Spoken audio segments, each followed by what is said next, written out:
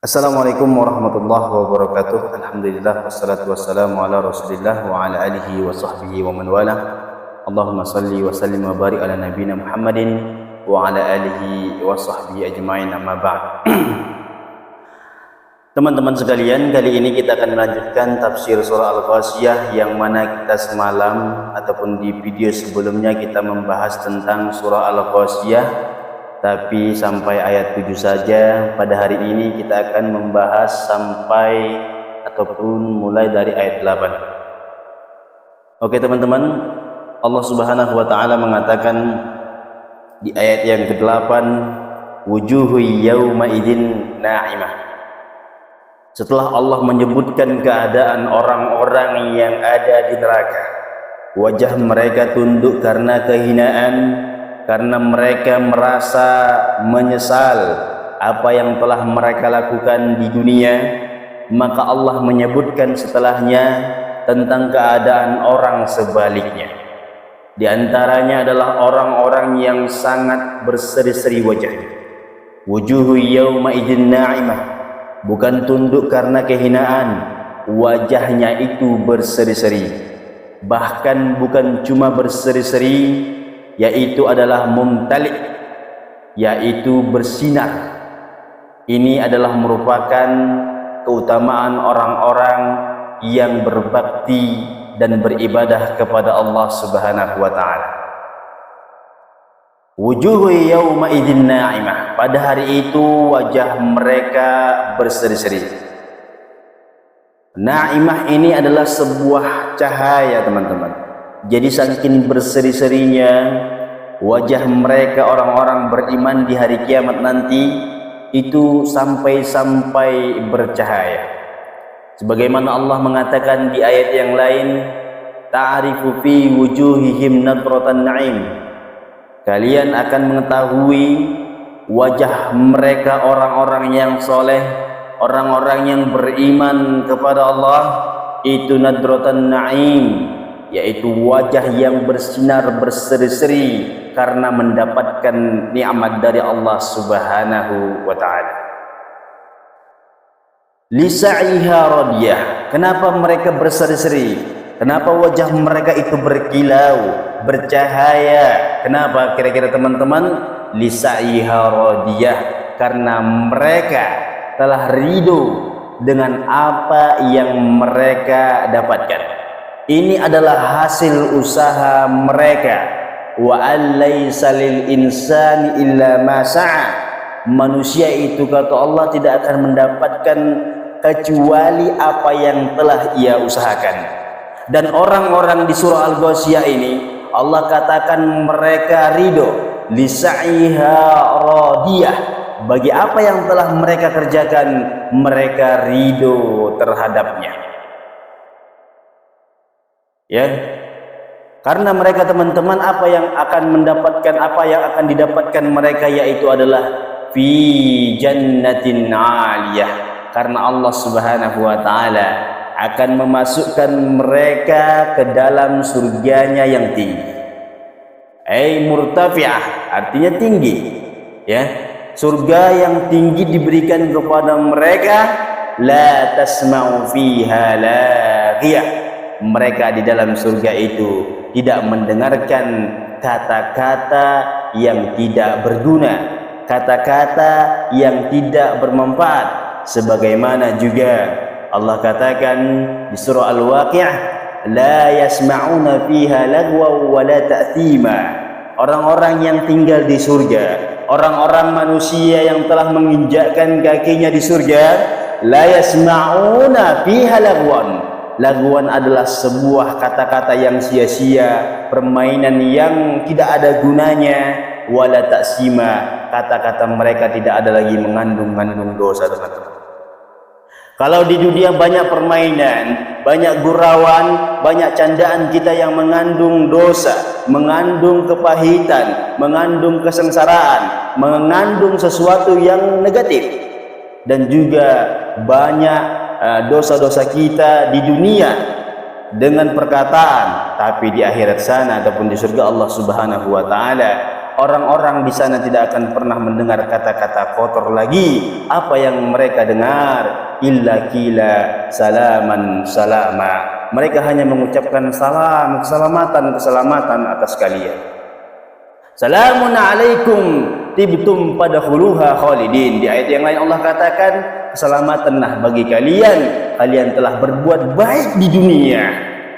Fadkhuluha khalidin, dan kalian masuk ke dalam surga khalidin, yaitu kekal abadi selama-lamanya.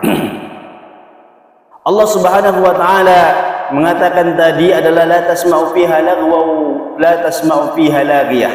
Orang-orang yang di surga tidak akan pernah mendengarkan kata-kata yang sia-sia, kata-kata yang batil, kata-kata yang tidak ada manfaatnya.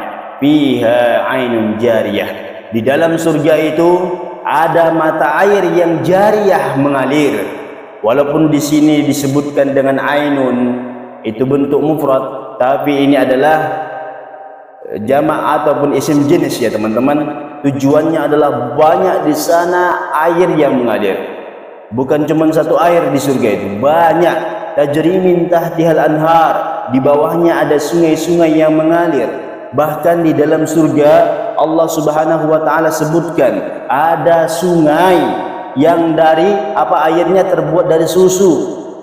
Min labanin lam yataghayyar ta'muh, yang mana air susu ini tidak berubah rasanya. Dan juga air madu, min asalin ghairu musaffa, ya, dari sungai madu. Wa min khamrin ladzatil lisaribin, begitu juga dengan khamar. Berarti ini Allah sebutkan di ayat yang satu tadi bahwasanya di surga ada 3 sungai. Sungai yang pertama adalah sungai madu, sungai susu, dan sungai khamar. Makanya teman-teman, khamar di dunia ini beda dengan khamar di sana. Khamar di dunia memabukkan, tapi khamar di surga tidak memabukkan. Kita melihat kadang-kadang teman-teman ya, banyak persamaan antara nama-nama di dunia sama nama-nama di surga, tapi sebetulnya itu hanya persamaan dalam nama. Hakikat dan kebenarannya tentunya sangat jauh berbeda. Jadi ini ayat ini menjelaskan bahwasanya di dalam surga banyak mata air, teman-teman. Banyak mata air yang Allah sediakan kepada orang-orang yang ada di surga. Setelah itu Allah mengatakan fiha sururum marfu'ah. Mereka itu mendapati permadani surur, ya, marfu'ah yang sangat tinggi. Semakin tinggi permadani itu berarti dia semakin empuk, dan bahannya bukan kasur biasa seperti di dunia, tidak. Dia permata, emas dan lain sebagainya. Inilah yang Allah siapkan kepada orang-orang yang masuk surga. Wa aqwabum mawdu'ah. Gelas-gelas itu yang diletakkan di dekat orang-orang yang masuk ke dalam surga. Ya, aqwab ini adalah merupakan jamak dari kub. Kub artinya adalah gelas, teman-teman. Maka wa namariku maskubah, dan itu adalah bantal-bantal yang tersusun rapi. Ini gambaran Allah menjelaskan tentang keadaan surga yang didapatkan oleh orang-orang yang wajahnya berseri-seri di hari kiamat. Allah juga mengatakan setelah itu adalah wadarani yumabsusah. Jadi mereka itu mendapatkan kebahagiaan, kesenangan, kebanggaan yang terpancar dari diri mereka, yang terbentangkan bagi mereka. Kalaulah seandainya kita teman-teman memikirkan sesuatu nikmat yang Allah sebutkan ini, niscaya akal kita tidak akan sanggup untuk memikirkannya. Allah berikan gambaran seperti ini adalah suatu nikmat yang sangat luar biasa, tapi akal kita tidak akan pernah sampai memikirkan bagaimana kehidupan di surga itu. Karena dalam sebuah hadis Rasulullah SAW mengatakan, mala ainun ra'at wala udhunun sami'at wala khatara ala qalbi bashar. Surga itu adalah yang manusia tidak pernah melihat dengan matanya. Kita sering melihat keindahan ketika kita mendaki gunung. Kita melihat bahwasanya indahnya ciptaan Allah. Ada air terjun, ada danau, ada pepohonan, ada lautan ombaknya yang sangat indah sekali. Tapi ketahuilah teman-teman, surga itu tidak seperti apa yang kita lihat. Artinya adalah kenikmatan apa yang paling pernah kita lihat, paling mantap, paling bagus, paling nikmat kita rasa, tapi pastikan surga jauh lebih daripada itu. Ini yang pertama. Mala 'ainun ra'at wala udhunun sami'at. Kita sering mendengar kebahagiaan orang, kesenangan orang, ya, mereka mendapatkan nikmat, bahagia sekali. Tapi ketahuilah bahwasanya surga itu sesuatu kenikmatan yang belum pernah kita dengar sama sekali. Adapun gambaran-gambaran yang Allah berikan dan Rasulnya juga sabdakan, itu hanya sebuah gambaran teman-teman, supaya kita termotivasi untuk mengejarnya. Ya, sari'u ila maghfiratin wa jannatin 'arduhas samawati wal ardh. Bergegaslah kalian, bersusah payahlah kalian, berlomba-lombalah kalian untuk mencari yaitu maghfirah Allah dan juga surganya. Kita disuruh untuk mengejar surga Allah Subhanahu wa taala. Yang ketiga kata Rasulullah adalah bahwasanya wala khatara ala qalbi basharin, yaitu tidak pernah terbesit di hati manusia. Kita mungkin sering-sering ya berhayal ya teman-teman ya, punya kehidupan yang mewah. Kita bayangkan sajalah kita seorang raja, punya singgasana ya, kita punya banyak pelayan-pelayan, banyak istri, ataupun kita memiliki banyak kebun-kebun, banyak hewan ternak, banyak peliharaan, banyak kendaraan, banyak mobil, Mercedes ada mungkin 10, banyak uang miliaran bahkan triliunan. Ya, kita menghayal coba. Maka hayalan kita itu adalah levelnya jauh di bawah surga. Karena surga kata Rasulullah adalah sesuatu kenikmatan yang belum pernah terlintas di hati manusia.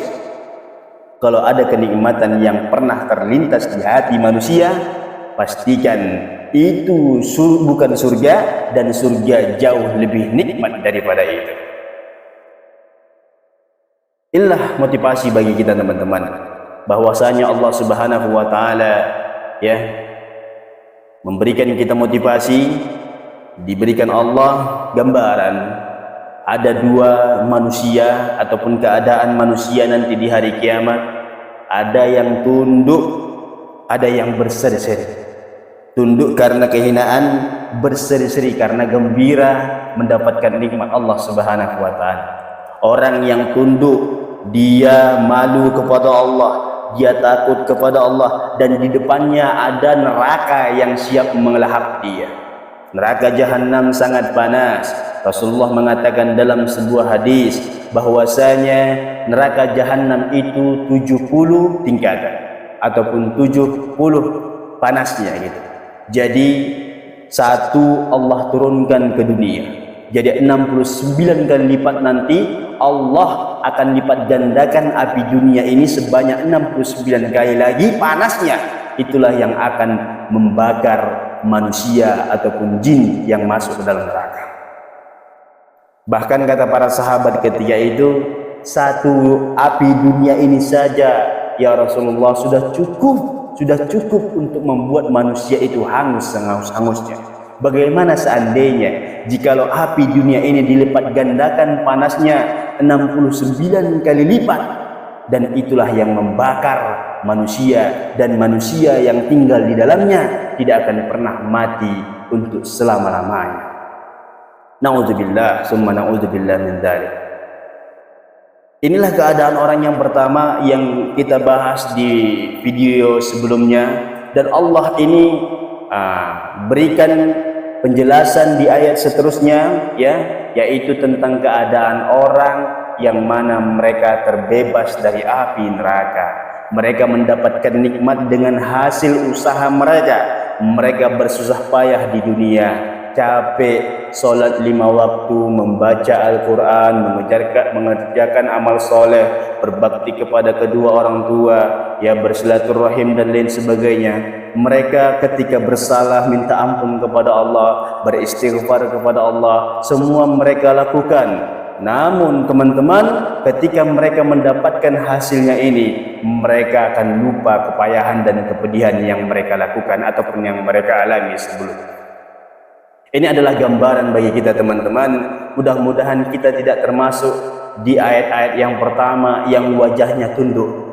Na'udzubillah, kita mudah-mudahan termasuk yang dari ayat 8 sampai seterusnya ini adalah orang-orang nanti yang dibangkitkan Allah di hari kiamat, adalah orang-orang yang wajahnya berseri-seri karena puas dengan apa yang telah didapatkannya daripada amal solehnya di dunia. Mudah-mudahan juga kita semua ketika kita beramal, hendaklah kita mengutamakan keikhlasan teman-teman.